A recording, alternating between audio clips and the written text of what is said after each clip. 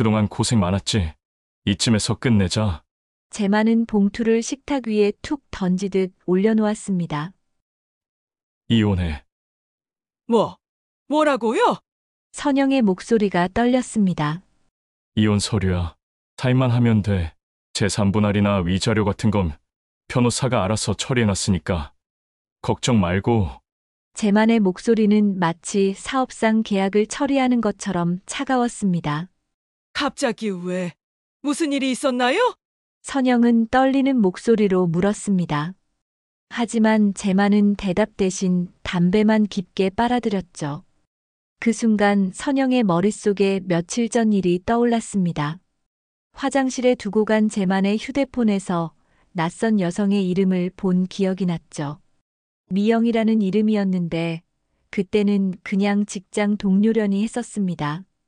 그리고 최근 몇 달간 이상했던 제만의 행동들도 하나씩 떠올랐습니다. 새로 산 넥타이, 비싼 향수 냄새, 매달 사라지는 가게비. 모든 것이 하나의 그림처럼 맞춰지기 시작했죠. 도대체 무슨 일이 있었던 걸까요? 오늘 사연 시작하기 전에 무료 버튼인 구독과 좋아요 꾹 눌러주세요. 그러면 여러분들에게 복이 찾아올 거예요. 오늘은 5월 17일 결혼 30주년 기념일이었습니다. 하지만 선영에게는 그저 평범한 하루일 뿐이었죠. 남편 장재만이 이날을 기억할 리 만무했거든요. 결혼 기념일이 뭐 대수라고. 이젠 날짜도 기억 못하는 사람인데. 선영은 혼잣말을 중얼거리며 혼자 먹을 미역국을 끓였습니다. 강북의 오래된 연립주택 1층은 반찬가게로 개조해 10년째 운영하고 있었죠. 65의 나이에도 여전히 부지런한 선영이었지만 마음만은 점점 메말라갔습니다. 무역회사 임원인 남편 제만은 요즘 들어 더욱 자주 늦게 들어왔습니다. 술 냄새를 풍기며 새벽에 들어와서는 거실 소파에서 잠들기 일쑤였죠. 미국에 사는 딸 소희와의 연락도 점점 뜸해졌고 선영은 하루하루를 혼자 견뎌내고 있었습니다. 저녁 시간이 되자 선영은 혹시나 하는 마음에 제만이 좋아하는 갈비찜을 만들어 두었습니다. 결혼 기념일이니까 혹시라도 일찍 들어와서 함께 저녁을 먹을 수도 있지 않을까 하는 기대였죠. 하지만 시간이 흘러 밤 9시가 되어도 제만은 들어오지 않았습니다. 선영은 결국 혼자 라면을 끓여 먹었죠. 뜨거운 라면 국물을 마시면서 목이 메었지만 이미 익숙한 일이었습니다. 밤 10시가 넘어서야 현관문이 열렸습니다. 제만이 들어왔는데 평소와 다른 표정이었죠. 뭔가 단단히 결심한 듯한 차갑고 결연한 얼굴이었습니다. 여보, 저녁 드세요. 갈비찜 해뒀어요. 선영이 반갑게 인사했지만 제만의 반응은 냉담했습니다. 그는 가방에서 하얀 봉투 하나를 꺼냈죠. 뭔가 공식적인 서류가 들어있는 것처럼 보였습니다. 그동안 고생 많았지. 이쯤에서 끝내자. 제만은 봉투를 식탁 위에 툭 던지듯 올려놓았습니다. 이혼해. 그 한마디가 선영의 귓가에 울려 퍼졌습니다. 순간 무슨 말인지 이해할 수 없었죠. 결혼 30주년 기념일에 웬 이혼 이야기인지 현실감이 전혀 없었습니다. 뭐라고요? 선영의 목소리가 떨렸습니다. 제만은 소파에 주저앉으며 담배를 꺼냈죠. 이혼 서류야. 사인만 하면 돼. 제3분할이나 위자료 같은 건 변호사가 알아서 처리해놨으니까 걱정 말고. 제만의 목소리는 마치 사업상 계약을 처리하는 것처럼 차가웠습니다. 30년 결혼 생활을 정리하는 일이 그에게는 그저 하나의 업무처럼 느껴지는 것 같았죠. 갑자기 왜? 무슨 일이 있었나요? 선영은 떨리는 목소리로 물었습니다. 하지만 제만은 대답 대신 담배만 깊게 빨아들였죠. 그 순간 선영의 머릿속에 며칠 전 일이 떠올랐습니다. 화장실에 두고 간 제만의 휴대폰에서 낯선 여성의 이름을 본 기억이 났죠. 미영이라는 이름이었는데 그때는 그냥 직장 동료려니 했었습니다. 그리고 최근 몇 달간 이상했던 제만의 행동들도 하나씩 떠올랐습니다. 새로 산 넥타이, 비싼 향수 냄새, 매달 사라지는 가계비. 모든 것이 하나의 그림처럼 맞춰지기 시작했죠. 다른 여자가 있나요? 선영이 직접적으로 물었습니다. 제만의 표정이 순간 굳어졌죠. 그런 건 중요하지 않아.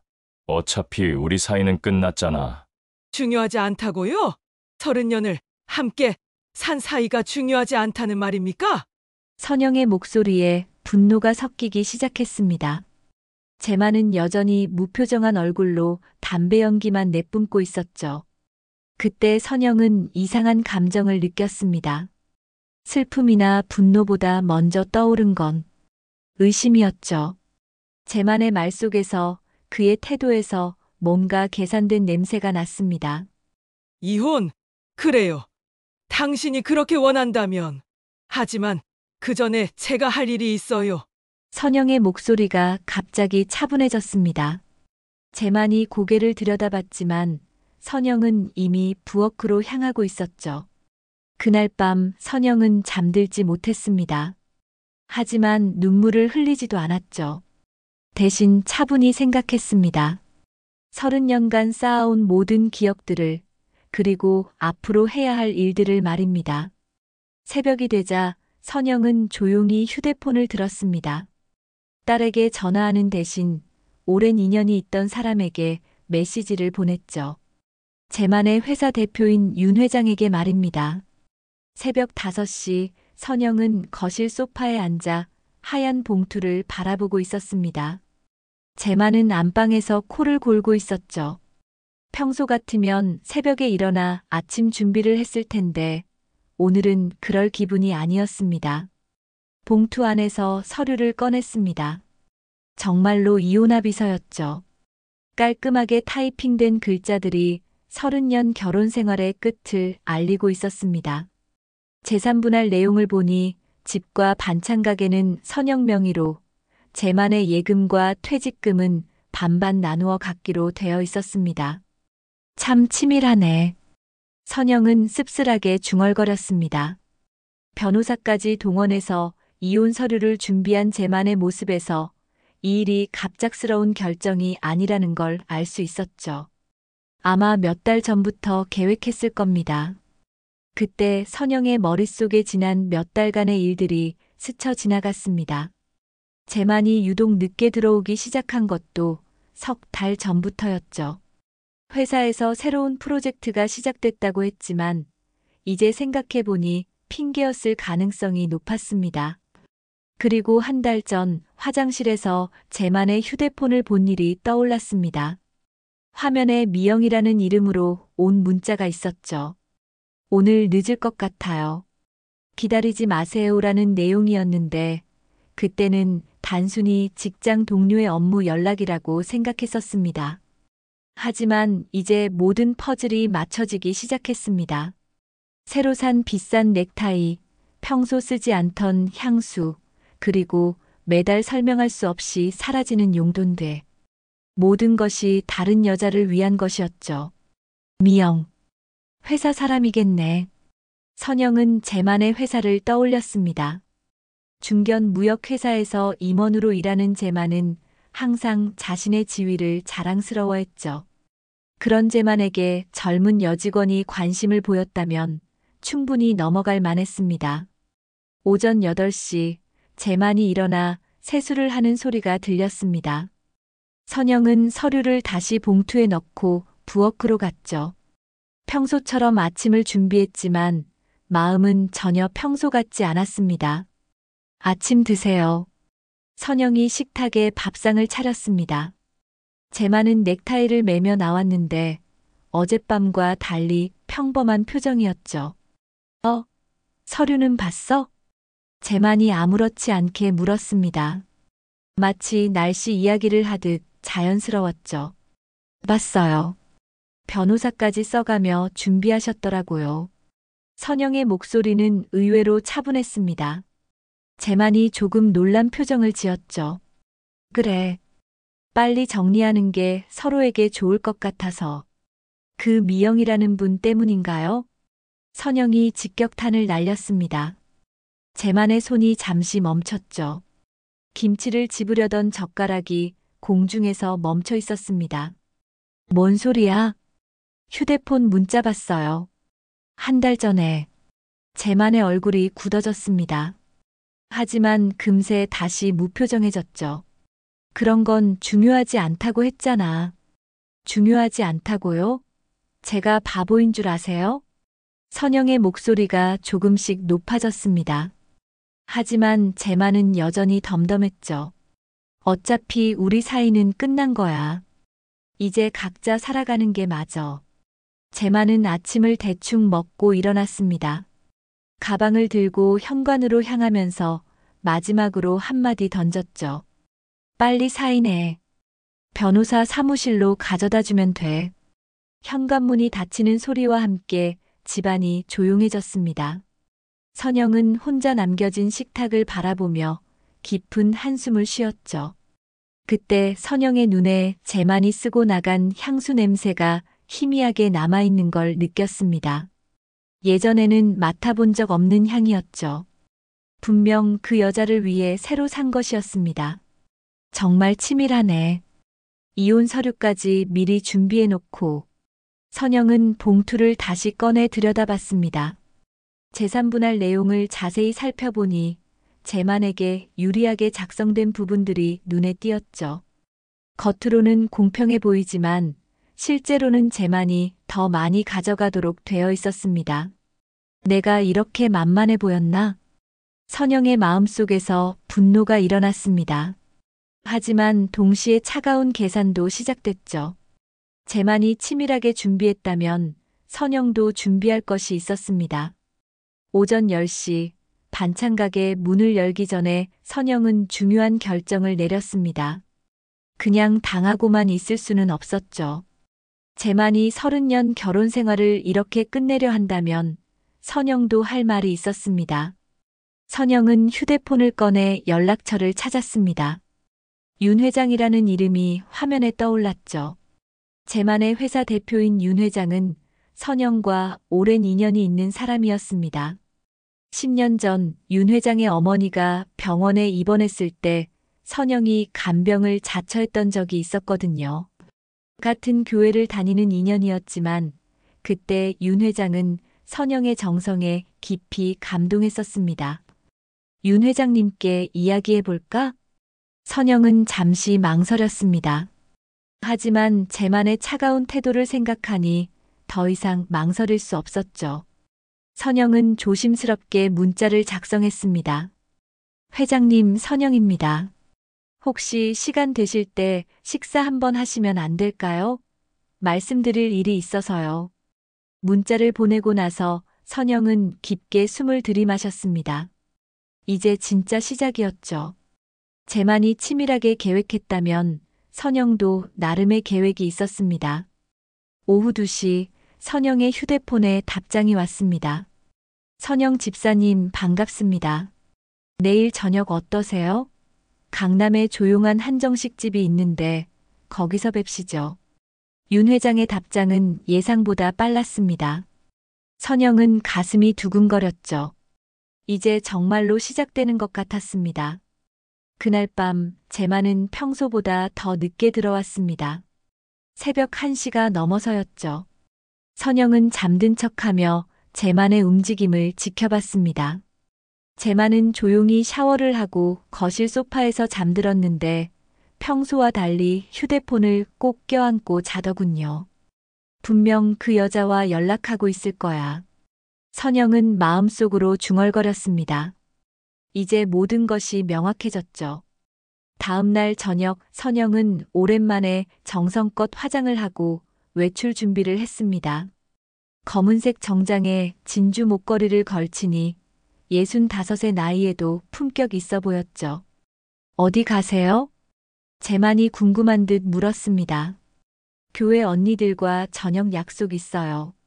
선영은 담담하게 대답했습니다.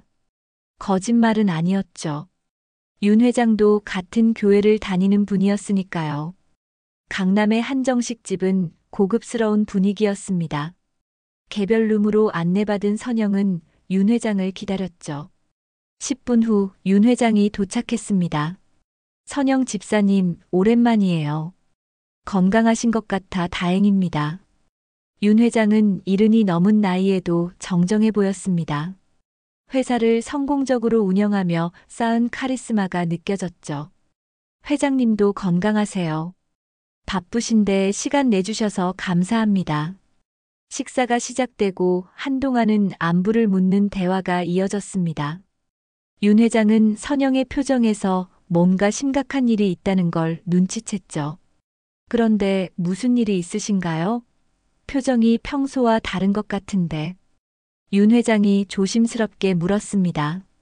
선영은 잠시 망설이다가 입을 열었죠. 사실은 재만이가 이혼하자고 하네요. 뭐라고요? 윤 회장의 표정이 놀라움으로 변했습니다. 어제 갑자기 이혼 서류를 내밀더라고요. 30년을 함께 살았는데 결혼 기념일에 말입니다. 선영의 목소리가 조금 떨렸습니다. 하지만 눈물은 보이지 않았죠. 그럴 리가. 장 부장이 왜 갑자기. 윤 회장은 믿을 수 없다는 표정이었습니다. 재만을 10년 넘게 지켜본 그로서는 이해할 수 없는 일이었죠. 다른 여자가 있는 것 같아요.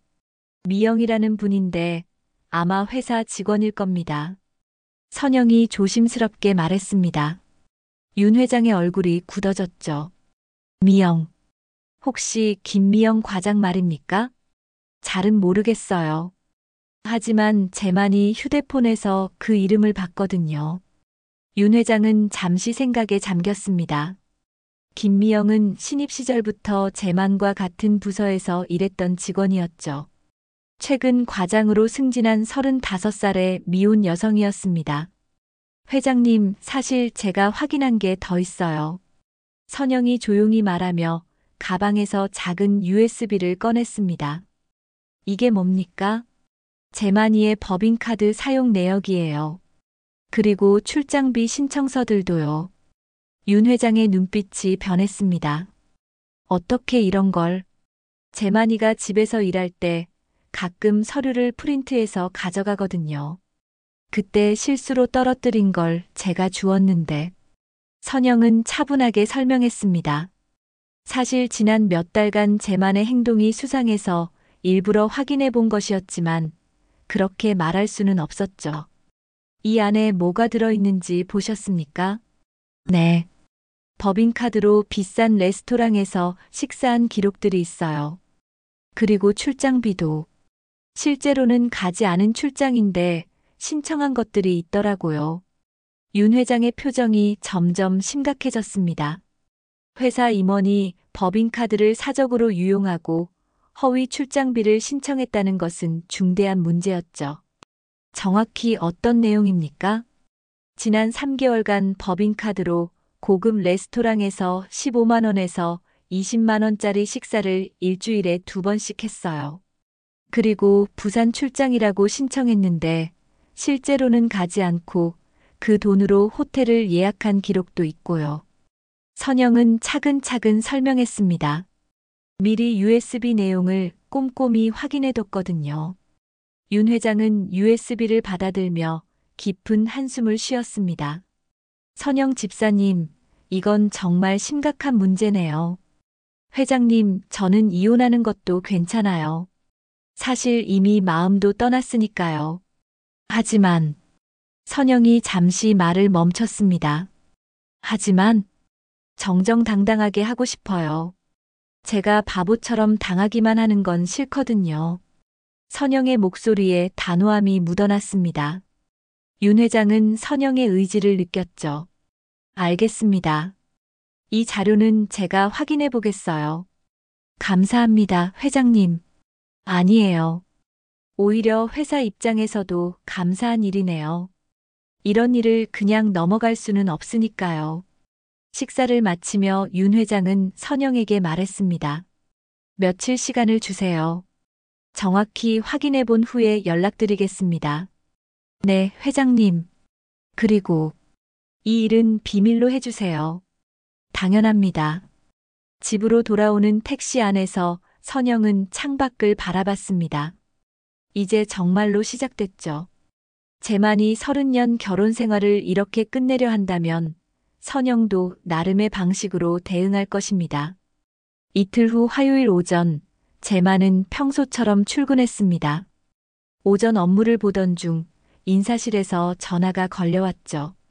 장 부장님, 잠깐 인사실로 올라와 주시겠습니까? 무슨 일입니까? 그냥 잠깐 뵐 일이 있어서요. 재만은 별 생각 없이 인사실로 향했습니다. 하지만 인사실 문을 열고 들어서는 순간 분위기가 심상치 않다는 걸 느꼈죠. 인사실장과 함께 윤 회장까지 앉아 있었습니다. 회장님, 무슨 일로? 장 부장, 앉으세요. 윤 회장의 목소리가 평소와 달리 차가웠습니다. 재만은 불안한 마음으로 의자에 앉았죠. 장 부장, 혹시 최근 법인카드 사용에 문제가 없었나요? 인사실장이 조심스럽게 물었습니다. 재만의 얼굴이 순간 굳어졌죠. 법인카드요? 특별한 문제는 없었는데요. 그럼 이건 뭡니까? 윤 회장이 서류 뭉치를 재만 앞에 내밀었습니다. 법인카드 사용 내역과 출장비 신청서들이 정리되어 있었죠. 재만은 서류를 보는 순간 얼굴이 하얘졌습니다. 지난 3개월간 미영과 함께한 모든 식사, 허위로 신청한 출장비들이 낱낱이 정리되어 있었거든요. 이건 어떻게? 지난 3개월간 법인카드로 고급 레스토랑에서 개인 식사를 15차례 했네요.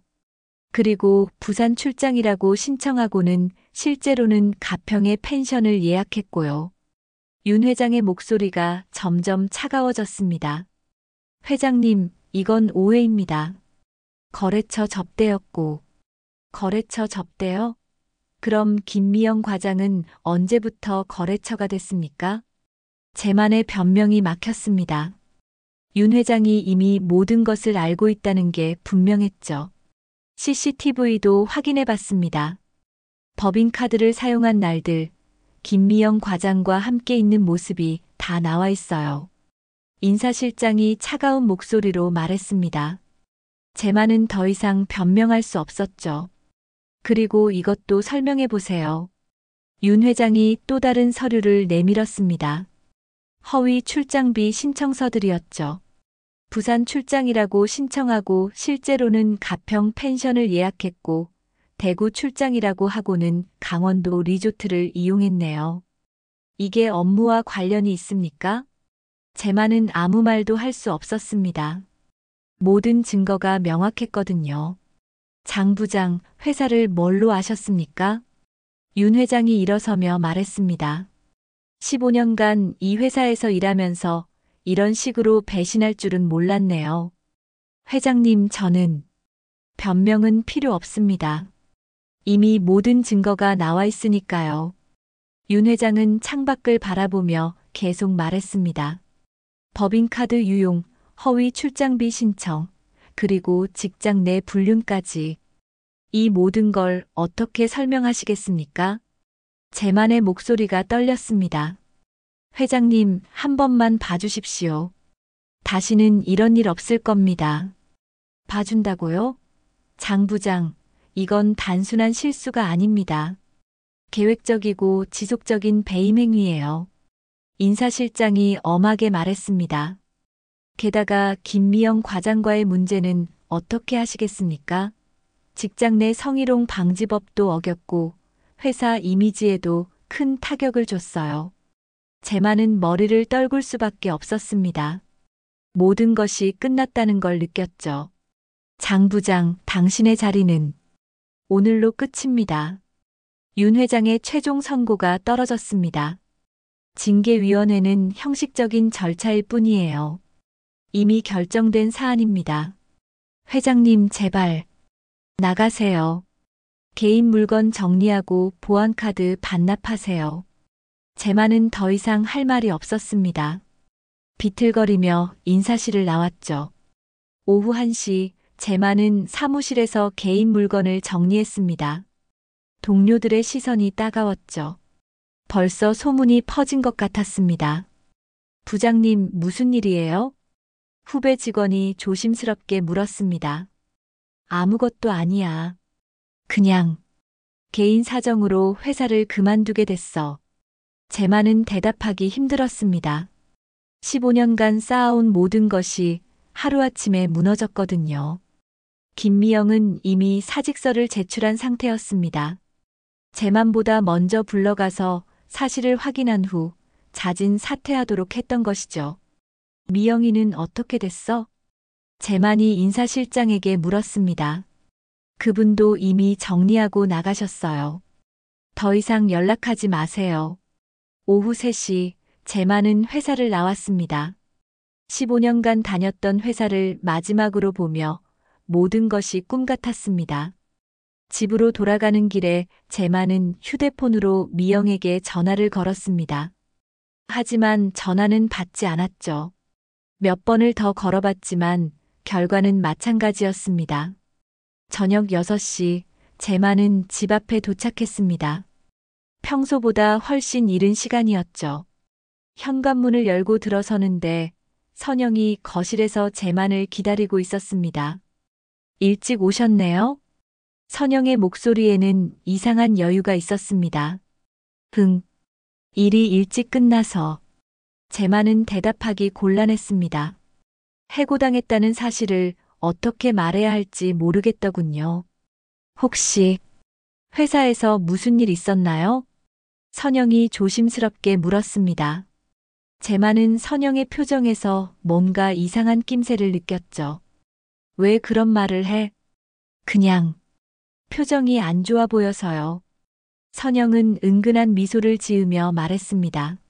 내가 사인한 서류 잘 쓰셨어요? 이제 당신 이름으로 된 재산. 저한텐 의미 없어요. 다 포기했어요. 제만이 고개를 들여다봤습니다.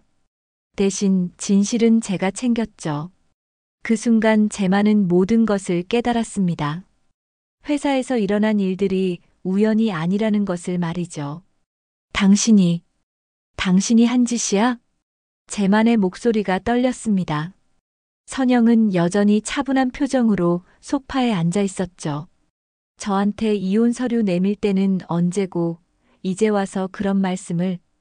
선영의 목소리에는 서운함과 분노가 섞여 있었습니다. 내가 언제 당신을 배신했나? 30년을 함께 살면서 한 번이라도 바람 핀 적 있나?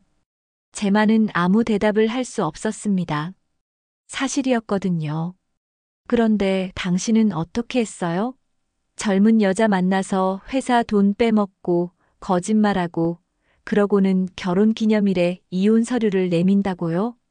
선영이 일어서며 목소리를 높였습니다. 나도 바보가 아니에요. 당신이 몇 달 전부터 계획했다는 거 다 알고 있어요.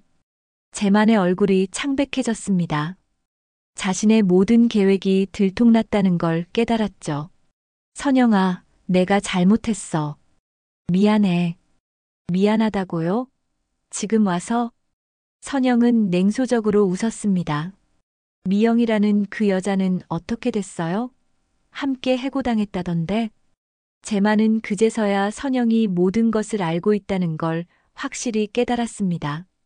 선영아, 제발 뭐요? 용서해달라고요? 선영이 제만을 똑바로 바라봤습니다. 용서는 사랑하는 사람한테 하는 거예요. 전 이미 당신을 사랑하지 않아요. 그 말이 제만의 가슴을 깊이 찔렀습니다. 선영의 목소리에서 진심이 느껴졌거든요. 그럼 이제 어떻게 하자는 거야? 이혼 서류에 사인하세요. 당신이 원하던 거잖아요. 선영은 테이블 위에 이혼 서류를 가리켰습니다. 하지만 조건이 바뀌었어요. 조건? 당신이 준비한 재산 분할은 무효예요. 새로 협의해야죠. 제만은 당황했습니다. 자신이 유리하게 준비했던 조건들이 모두 무너진 것이죠. 직장도 잃었는데 뭘로 살라고. 그건 당신 문제예요. 제가 왜 신경 써야 해요? 선영의 말은 단호했습니다. 그날 밤 제만은 거실 소파에서 잠들었습니다. 하지만 실제로는 잠들지 못하고 천장만 바라봤죠. 15년간 다닌 회사에서 쫓겨나고 미영과의 연락도 끊기고 아내에게도 버림받은 상황이었습니다. 다음 날 아침, 제만은 미영에게 다시 전화를 걸어봤습니다. 하지만 여전히 받지 않았죠. 문자를 보내도 답장이 없었습니다. 미영아, 나야. 전화 좀 받아봐. 우리 얘기 좀 해야 할 것 같은데. 제만은 음성 메시지를 남겼지만 미영으로부터는 아무런 반응이 없었습니다. 오후에 제만은 미영의 집 앞까지 찾아갔습니다. 하지만 집에는 아무도 없었죠. 이웃에게 물어보니 며칠 전에 짐을 빼고 이사를 갔다고 했습니다. 어디로 이사 가셨는지 아세요? 글쎄요, 말씀 안 하시고 가셨어요. 제만은 절망감을 느꼈습니다. 미영마저 자신을 버리고 떠난 것이죠. 집으로 돌아온 제만은 현실을 받아들여야 했습니다. 직장도 사랑하는 여자도 그리고 아내까지 모든 것을 잃었다는 걸 말이죠. 선영은 그런 제만을 보며 복잡한 감정을 느꼈습니다. 분노와 동시에 연민도 들었거든요. 하지만 이미 마음을 정했습니다. 제만 씨, 이사할 집 알아보세요. 뭐? 여기서 함께 살 수 없어요. 빨리 나가주세요. 선영의 말은 단호했습니다. 선영아, 내가 갈 곳이 어디 있어? 그건 제가 알 바 아니에요. 그날 저녁, 선영은 혼자 저녁을 차려 먹었습니다. 제만은 나가서 술을 마시고 있었죠. 오랜만에 혼자 먹는 저녁이었지만 이상하게 마음이 편했습니다. 저녁을 먹고 나서 선영은 오랫동안 서랍 깊숙이 넣어뒀던 결혼 반지를 꺼냈습니다. 30년 전 제만이 끼워준 반지였죠. 이제 정말 끝이구나. 선영은 반지를 빼어내며 중얼거렸습니다. 손가락에서 반지가 빠지는 순간 묘한 해방감이 들었습니다. 그때 선영은 딸 소희에게 편지를 쓰기로 마음먹었습니다. 30년 동안 한 번도 솔직하게 말하지 못했던 이야기들을 털어놓고 싶었거든요. 소희야, 엄마야. 갑작스러운 편지에 놀라지 마라. 선영은 펜을 들고 천천히 글자를 써내려갔습니다. 너한테는 늘 행복한 엄마 모습만 보여주고 싶었어. 하지만 사실 엄마는 오랫동안 외로웠단다. 편지를 쓰면서 선영의 눈에서 눈물이 흘렀습니다. 하지만 이번 눈물은 슬픔의 눈물이 아니었죠. 오히려 후회와 자책의 눈물이었습니다. 아빠와 이혼하게 됐어. 너무 놀라지 마라. 이미 우리 사이는 끝난 지 오래였거든. 선영은 솔직하게 현실을 써내려갔습니다. 이제 엄마도 엄마 인생을 살고 싶구나. 너무 늦었나 싶지만 아직 늦지 않았다고 생각해. 편지를 다 쓰고 나서 선영은 깊은 한숨을 쉬었습니다. 마음이 한결 가벼워진 것 같았죠. 밤 17시 제만이 술에 취한 채 집으로 돌아왔습니다. 비틀거리며 들어온 제만을 보며 선영은 아무런 감정도 느끼지 않았습니다. 선영아, 미안해. 제만이 중얼거렸지만 선영은 대답하지 않았습니다. 이미 용서할 마음도 화낼 마음도 사라져버렸거든요. 그날 밤 선영은 오랜만에 깊이 잠들었습니다. 마음의 짐을 내려놓으니 몸도 편해진 것 같았죠. 반면 제만은 거실에서 뜬 눈으로 밤을 지새웠습니다. 일주일 후 제만은 결국 집을 나갔습니다. 고시원을 얻어서 임시로 생활하게 됐죠. 퇴직금으로 당분간은 버틸 수 있었지만 57의 나이에 새로운 직장을 구하는 건 쉽지 않았습니다. 선영은 혼자 남은 집에서 새로운 일상을 시작했습니다. 30년 만에 처음 맞는 혼자만의 시간이었죠. 처음에는 어색했지만 점점 자유로움을 느끼기 시작했습니다. 이제 정말 내 시간이구나. 아침에 일어나 혼자 커피를 마시며 선영은 중얼거렸습니다. 누군가 눈치를 볼 필요도 없고 아무 때나 하고 싶은 일을 할 수 있었죠. 반찬 가게는 계속 운영했습니다. 하지만 예전처럼 생계를 위한 절박함은 사라졌죠. 이제는 동네 사람들과 소소한 대화를 나누는 즐거움으로 하는 일이 됐습니다. 사장님, 요즘 표정이 많이 밝아지셨네요. 단골 고객인 박 할머니가 말했습니다. 그런가요? 네, 예전에는 좀 우울해 보이셨는데 요즘은 얼굴에 생기가 돌아요. 선영은 자신도 모르게 미소가 지어졌습니다. 정말로 마음이 가벼워진 것 같았거든요. 어느 날 선영은 신문에서 흥미로운 광고를 봤습니다. 지역 노년대학에서 미술반 수강생을 모집한다는 내용이었죠. 미술이라. 한 번도 해본 적 없는데. 선영은 잠시 고민했습니다. 65의 나이에 새로운 걸 배운다는 게 부담스럽기도 했거든요. 하지만 마음 한구석에서는 호기심이 일었습니다. 평생 남을 위해서만 살아온 것 같은데 이제는 자신을 위한 시간을 가져봐도 되지 않을까 하는 생각이 들었죠. 한번 해볼까? 선영은 용기를 내어 노년대학에 등록했습니다. 미술반은 매주 화요일과 목요일 오후 2시부터 4시까지였죠. 첫 수업날 선영은 긴장한 채로 교실에 들어갔습니다. 비슷한 나이의 사람들이 15명 정도 앉아 있었는데 모두 따뜻해 보였습니다. 안녕하세요. 처음 오셨네요. 옆자리에 앉은 여성이 말을 걸었습니다.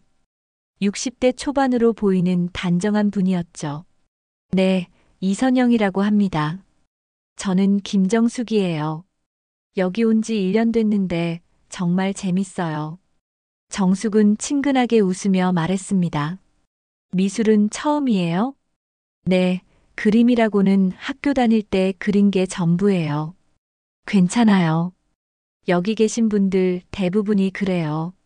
나이 들어서 처음 시작하는 거죠.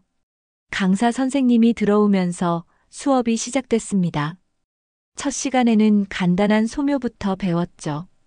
오늘은 사과 하나를 그려보겠습니다. 어려워하지 마시고 보이는 대로 자연스럽게 그리시면 돼요. 선영은 연필을 잡고 사과를 바라봤습니다. 어떻게 시작해야 할지 막막했죠. 그냥 동그라미부터 그려보세요. 옆에서 정숙이 조용히 조언해줬습니다. 선영은 떨리는 손으로 동그라미를 그렸습니다. 삐뚤빼뚤했지만 그래도 사과 모양은 나왔죠.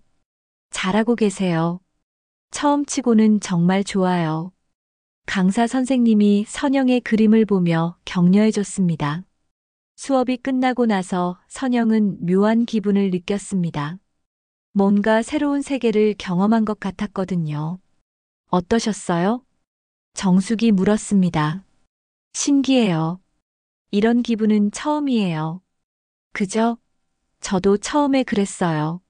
뭔가 내 안에 숨어 있던 게 깨어나는 느낌이랄까요? 집으로 돌아가는 길에 선영은 기분이 좋았습니다. 오랜만에 무언가에 집중하는 시간을 가졌거든요. 두 번째 수업에서는 색칠을 배웠습니다. 물감을 써서 사과에 색을 입히는 시간이었죠. 빨간색만 쓰지 마시고 노란색이나 주황색도 섞어보세요. 실제 사과는 한 가지 색깔이 아니거든요. 선영은 조심스럽게 물감을 섞어봤습니다. 빨간색에 조금씩 다른 색을 섞으니 정말로 사과 같은 색이 나왔죠. 와, 정말 사과 같아요. 선영이 감탄하자 주변 사람들이 웃었습니다. 처음 치고 정말 잘하세요. 감각이 있으신 것 같아요. 칭찬을 받으니 선영의 마음이 뿌듯했습니다. 살면서 이런 칭찬을 받아본 게 언제였던가 싶었거든요. 수업이 끝나고 몇몇 사람들과 함께 차를 마시게 됐습니다. 모두 비슷한 나이의 여성들이었는데 각자의 사연이 있었죠. 저는 남편이 작년에 돌아가시고 나서 시작했어요. 한 분이 조용히 말했습니다. 저는 자식들이 다 독립하고 나서 뭘 해야 할지 몰라서 왔는데 이제는 이게 제일 즐거워요. 또 다른 분이 말했습니다. 선영 씨는 어떤 계기로 오시게 됐어요? 정숙이 물었습니다. 선영은 잠시 망설이다가 솔직하게 말했습니다. 이혼했어요. 30년 결혼 생활 끝내고 혼자 살게 됐는데 뭔가 새로운 걸 해보고 싶어서요. 아, 그러셨구나. 용기 있는 결정하셨네요. 용기라기보다는 더 이상 참을 수 없어서요. 선영의 말에 다들 고개를 끄덕였습니다. 각자 나름의 아픔이 있었던 거죠. 그래도 이제 자유로우시잖아요. 하고 싶은 거 다 해보세요. 맞아요. 우리 나이에 뭘 못하겠어요? 선영은 이런 대화가 새로웠습니다. 지금까지는 가족 이야기, 시댁 이야기만 하고 살았는데, 이제는 자신의 이야기를 할 수 있게 됐죠. 한 달이 지나자 선영의 그림 실력이 늘었습니다. 처음에는 사과 하나 그리기도 어려웠는데, 이제는 꽃병에 꽂힌 꽃까지 그릴 수 있게 됐죠. 선영 씨, 정말 실력이 늘었어요. 재능이 있으신 것 같아요. 강사 선생님이 진심으로 칭찬해 줬습니다. 제가요? 정말요? 네, 색감도 좋고 관찰력도 뛰어나세요. 선영은 자신도 모르게 어깨가 으쓱해졌습니다. 평생 처음 받는 진짜 칭찬이었거든요. 미술 수업은 선영에게 새로운 세계를 열어줬습니다. 그림을 그리면서 자신도 몰랐던 감정들을 표현할 수 있게 됐고, 비슷한 처지의 사람들과 진솔한 대화를 나눌 수도 있었죠. 무엇보다 중요한 건 오랜만에 자신을 위한 시간을 갖게 됐다는 것이었습니다. 65의 나이에 처음 만난 진짜 자신이었죠. 미술 수업을 시작한 지 2달이 지났습니다. 선영의 그림 실력은 눈에 띄게 늘었고 무엇보다 마음의 평화가 찾아왔죠. 하지만 가끔은 과거의 기억들이 떠올라 복잡한 감정에 빠지기도 했습니다. 어느 날 오후 선영은 집안 정리를 하다가 안방 옷장 깊숙한 곳에서 낡은 반지함을 발견했습니다. 빨간 벨벳으로 된 작은 상자였는데 먼지가 수북이 쌓여 있었죠. 이게 여기 있었구나. 선영은 반지함을 꺼내며 추억에 잠겼습니다. 신혼 때 제만이 선물로 사준 것이었거든요. 그 안에는 결혼 반지와 함께 몇 가지 소중한 물건들이 들어있었죠. 반지함을 열어보니 예상대로 결혼 반지가 들어있었습니다. 며칠 전에 넣어둔 것이었죠. 하지만 그것보다 선영의 시선을 끈 건 반지함 아래쪽에 있던 작은 다이어리였습니다. 이게 뭐지? 선영은 다이어리를 꺼내 들여다봤습니다. 표지에는 1994년이라고 적혀 있었죠. 결혼한 지 1년 되던 해였습니다. 다이어리를 펼쳐보니 젊은 날의 선영이 써놓은 글들이 나왔습니다. 35년 전의 글씨였는데 지금보다 훨씬 또박또박하고 예쁘게 써져 있었죠. 5월 17일 결혼 1주년 기념일. 첫 번째 기념일에 대한 기록이었습니다. 선영은 그 글을 읽어내려갔죠. 재만이가 장미꽃을 사왔다. 빨간 장미 20송이였는데 정말 예뻤다. 저녁에는 처음으로 양식당에 갔다.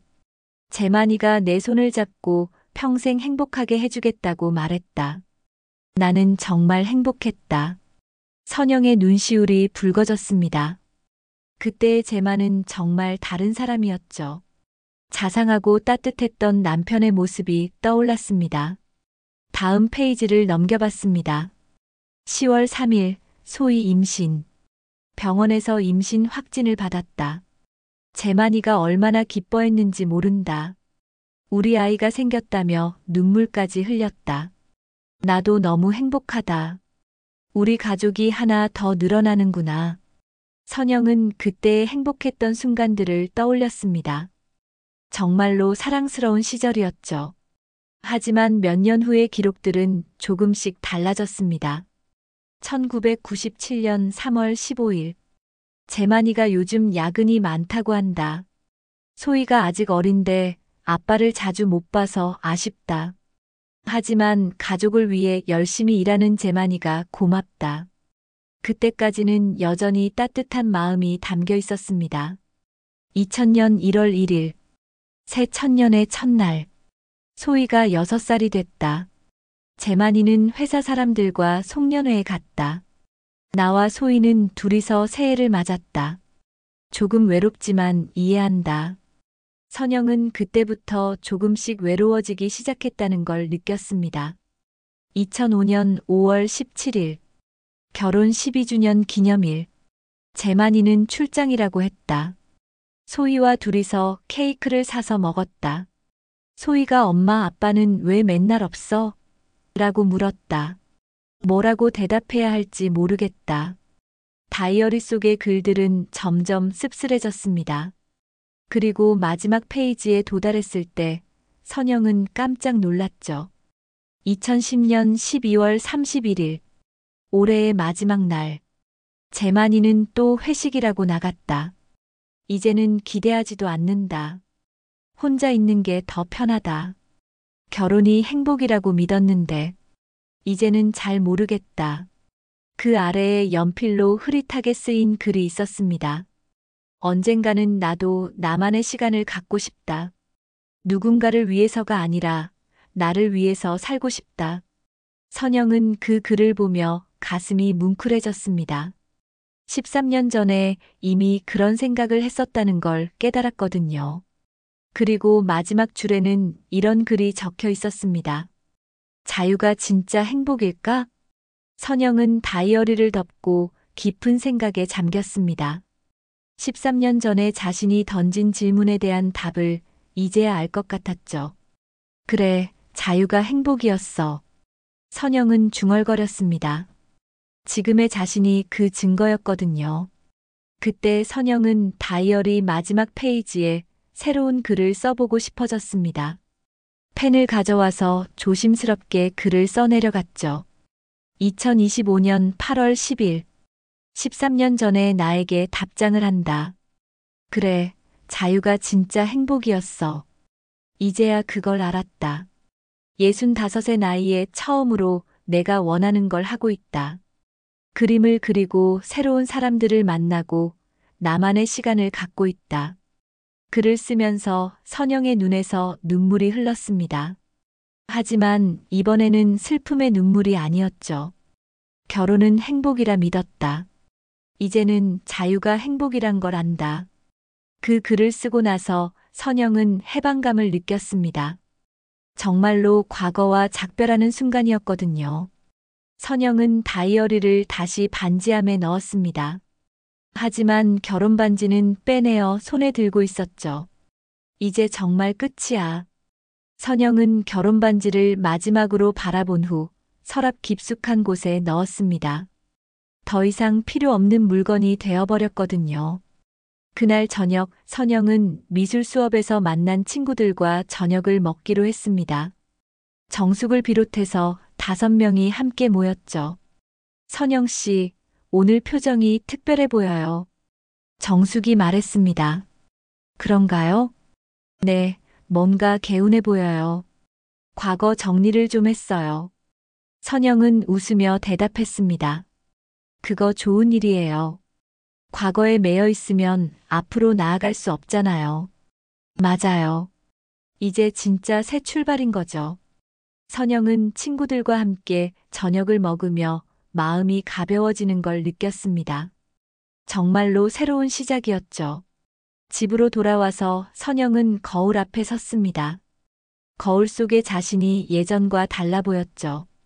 눈빛이 더 밝아졌고 표정도 편안해 보였습니다. 안녕, 새로운 선영. 선영은 거울 속 자신에게 인사했습니다.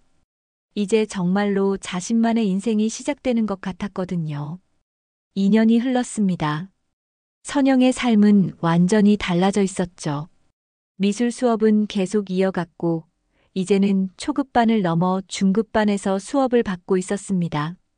그림 실력도 많이 늘어서 강사 선생님도 감탄할 정도였죠. 반찬 가게는 1년 전에 정리했습니다. 더 이상 생계를 위한 수단이 필요하지 않았거든요. 이혼 과정에서 집과 재만의 퇴직금 일부를 받았고 검소하게 살면 충분했습니다. 대신 선영은 그 공간을 작은 작업실로 바꿔놓았습니다. 이젤과 물감, 붓들이 가지런히 놓여 있었죠. 아침에 일어나면 커피 한 잔을 마시고 작업실로 내려가서 그림을 그리는 것이 일상이 되었습니다. 엄마, 정말 많이 달라지셨네요. 미국에서 온 딸 소희가 선영의 그림들을 보며 감탄했습니다. 소희는 한 달 전에 한국에 와서 선영과 함께 지내고 있었죠. 이 그림은 언제 그리신 거예요? 소희가 가장 마음에 든다는 그림을 가리켰습니다. 제가 되어버린 꽃에서 새로운 꽃이 피어나는 모습을 그린 작품이었죠. 작년 봄에 그렸어. 재생이라는 제목이야. 정말 의미가 깊네요. 엄마의 인생 같아요. 소희의 말에 선영은 미소를 지었습니다. 그렇게 봐줘서 고마워. 소희는 어머니의 변화에 놀라고 있었습니다. 예전에 선영은 항상 피곤해 보였고 웃음도 어색했었거든요. 하지만 지금의 선영은 완전히 다른 사람 같았습니다. 눈빛이 살아있고 자신감도 넘쳤죠. 엄마, 아버지는 어떻게 지내세요? 소희가 조심스럽게 물었습니다. 잘 지내는 것 같아. 가끔 안부 정도는 들어. 제만은 이혼 후 작은 회사에 취직해서 지내고 있었습니다. 예전만큼 좋은 조건은 아니었지만 나름대로 새 출발을 하고 있다고 들었죠. 처음에는 서운했는데 이제는 괜찮아요. 각자 자기 길을 가는 거니까. 선영의 목소리에는 더 이상 원망이나 후회가 없었습니다. 한 달 후 선영에게 뜻밖의 기회가 찾아왔습니다. 미술 강사 선생님이 지역 갤러리에서 전시회를 열 수 있도록 도와주겠다고 한 것이죠. 선영 씨 그림들을 보면 정말 특별한 감정이 담겨 있어요. 많은 사람들이 공감할 수 있을 거라고 생각해요. 저 같은 아마추어가 전시회를 해도 될까요? 물론이에요. 기술보다 중요한 건 진정성이거든요. 선영 씨 그림에는 그게 있어요. 선영은 고민 끝에 전시회를 열기로 결정했습니다. 제목은 제의 꽃으로 정했죠. 재처럼 무너졌던 시절을 지나 피어난 희망을 표현한 의미였습니다. 전시 준비는 한 달 동안 이어졌습니다. 선영은 지난 2년간 그린 작품 중에서 20점을 선별했죠. 각 작품마다 나름의 의미가 있었습니다. 첫 번째 작품은 고독한 식탁이었습니다. 혼자 라면을 먹던 그 밤을 그린 것이었죠. 어둡고 쓸쓸한 분위기의 그림이었지만 어딘가 모르게 희망의 빛이 스며 있었습니다. 마지막 작품은 새로운 아침이었습니다. 환한 햇살이 비치는 창가에서 그림을 그리는 여성의 뒷모습을 그린 것이었죠. 평화롭고 자유로운 분위기가 가득했습니다. 전시회 개막일 선영은 긴장했습니다. 과연 사람들이 와줄까 하는 걱정도 있었거든요. 하지만 걱정은 기우였습니다. 미술 수업 동기들을 비롯해서 동네 사람들, 그리고 강사 선생님이 소개해준 지인들까지 많은 사람들이 와주었습니다. 와, 정말 감동적이에요. 이 그림 보고 있으니까 위로가 되네요. 저도 새로운 시작을 해보고 싶어져요. 관람객들의 반응은 예상보다 훨씬 좋았습니다. 특히 비슷한 나이의 여성들이 많은 공감을 표했죠. 어머니, 정말 대단하세요. 소희와 사위도 참석했습니다. 사위는 처음 보는 시어머니의 모습에 놀라워했죠. 장모님 정말 멋지세요. 이런 재능이 있으신 줄 몰랐어요. 고마워요. 저도 몰랐어요. 선영은 솔직하게 대답했습니다. 전시회는 일주일 동안 열렸는데 매일 많은 사람들이 찾아왔습니다. 특히 제 꽃이라는 작품이 가장 인기가 좋았죠. 제 속에서 피어나는 빨간 꽃을 그린 작품이었는데 많은 사람들이 감동했습니다. 이 그림이 제 마음을 대변해주는 것 같아요. 60대 여성 한 분이 눈물을 글썽이며 말했습니다. 저도 최근에 남편과 이별했거든요. 힘들었는데 이 그림을 보니까 희망이 생겨요. 선영은 그런 반응들을 보며 뿌듯함을 느꼈습니다. 자신의 경험이 다른 사람에게 위로가 된다는 사실이 놀라웠거든요. 전시회 마지막 날, 선영은 혼자 갤러리에 남아 자신의 작품들을 바라봤습니다. 지난 2년간의 여정이 고스란히 담겨 있었죠.